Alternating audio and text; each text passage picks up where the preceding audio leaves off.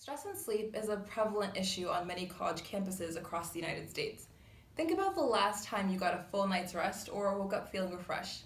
Probably can't even remember because it's such a rare thing in this day and age. Lack of sleep is an increasing problem in modern society, and that's been directly linked to busy schedules, heavy workload, and skyrocketing stress levels among college students. Whether you're not getting sleep because you have exams to study for, you're partying too much, you work two jobs, or have a family, sleep isn't your best friend anymore. Regret taking those naps as a kid, huh?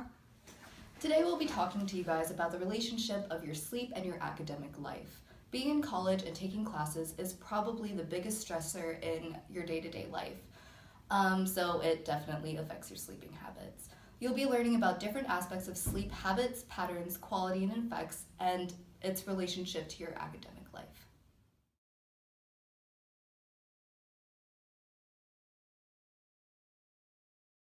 There is something called the stress-brain loop. This is your brain. When someone suffers from inadequate sleep, this could lead to chronic stress. Chronic stress then leads to an increase of something in your brain called glucocorticoids that cause cellular changes in the hippocampus. This results in a decreased regulation of cortisol, the stress hormone. The decreased amounts of cortisol only lead back to the increase of glucocorticoids, and the cycle goes around over and over again. The effects of stress on the brain lead to lower attention span, perception, memory, and learning ability. Another effect on the brain is this concept of social jet lag. This is the habitual circadian misalignment of an individual, which in layman's terms means that they have sleep and wake times that are out of sync with their natural circadian rhythm. This unfortunately predisposes students to health hazards because circadian rhythm is pivotal in maintaining human cognition, behavior, and emotion.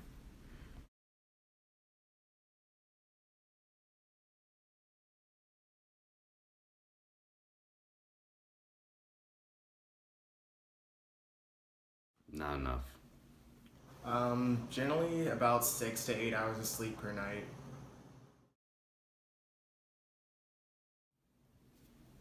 Well, generally, when I don't get enough sleep, I'm way more stressed throughout the day. I have less energy, and I feel like it's kind of like how I don't have energy to really deal with my problems or things that I face throughout the day. So I get more stressed on top of stress from not sleeping in and of itself.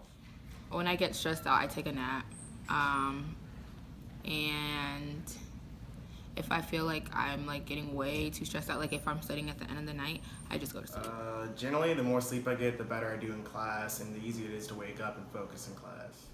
Sleep quality is defined as regularity, level of attentiveness when awake, and longevity of energy throughout the day. Sleep disturbances are one of the most common reasons that college-age students report restless sleep, thus not receiving any of the benefits of getting real sleep. It is found that women tend to have more sleep disturbances than men, and this is due to their predisposition to having more daily stressors. There was a study that proved that the quality of sleep outweighs sleeping longer hours if those hours were considered unrestful.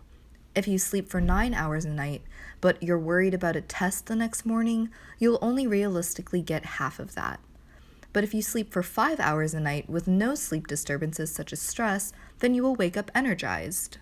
Other factors that affect sleep quality is going to bed thirsty, going to bed in a noisy environment, and ruminating while falling asleep.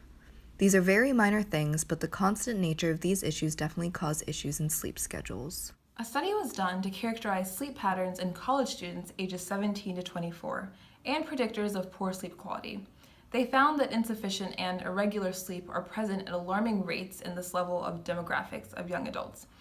Each sleep study group documented what time they went to sleep, when they woke up, and how well they slept. The results obviously supported the science, and it showed that those who didn't set alarms for the morning had a tendency to stay up later and nap throughout the day, ruining their circadian rhythm. Fun fact: energy drinks have a very negative impact on academic performance. Many students believe that by using energy drinks, they will have more study time and time for projects. However, in reality, it leads to a mismanagement of time.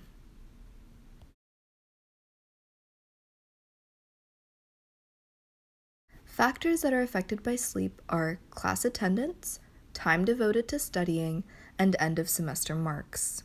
There is a study that compares those who pass above the 65th percentile in their classes to their peers who fall below it, considered an academic failure. Those who fall below 65% report later wake times during weekdays and weekends, and this is directly correlated to their perception of their levels of production, which also directly correlated to their levels of motivation and dedication to accomplishing academic success. Sleep deprivation lowers cognitive and academic performance.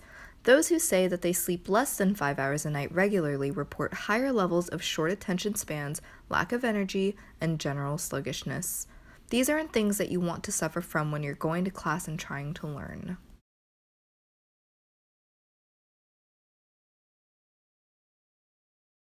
Studying. Studying. Okay. Planning. Pick a wake-up time so that you can properly adjust your schedule in order to maximize benefits of your sleep-wake cycle. Maintaining. Don't give up. Don't be discouraged if you have to disrupt it every once in a while, but make sure that you don't overly compensate by napping too much, sleeping longer, and consuming too much caffeine. Sleep education. Research, research, research. The more you know, the more you'll grow. There are many misconceptions about getting better sleep, like taking supplements, but you just have to find behaviors that work for you and keep up with it. Try different things. Relax 30 minutes before sleep, avoid drinking coffee 4 hours before bed, have a light carb snack with milk, or find soft instrumental music you enjoy. Light therapy. There are many products out there that use the science of natural sunlight and circadian rhythm to help those who have trouble regulating the time they wake up throughout the week. In a nutshell, humans are wired to wake up when the sun rises, and our body automatically adjusts to the cycle of daylight and nighttime. Some people who struggle with waking up in the morning report lethargic feelings throughout the day when woken up abruptly by an alarm, and creators of light therapy products allow an alternative option. Intervention programs. Not very common or even known about, but work for some people. It involves sleep studies and individual therapy. Better sleep habits equals more sleep, equals less stress, and equals more time to do productive things such as homework, going to class, and studying for exams. It also leads to lifestyle changes like time management, eating and exercise habits, and improving overall social activity. It improves your mood, makes you more alert and attentive, and it improves short and long-term memory, making you way more productive. Sleep and stress go hand in hand, and it is important that people understand their relationship. Otherwise, they will face physical and physiological consequences. But it's not hard to fix. Just understand your sleep habits, patterns, and quality, and you'll live a happier, more productive life.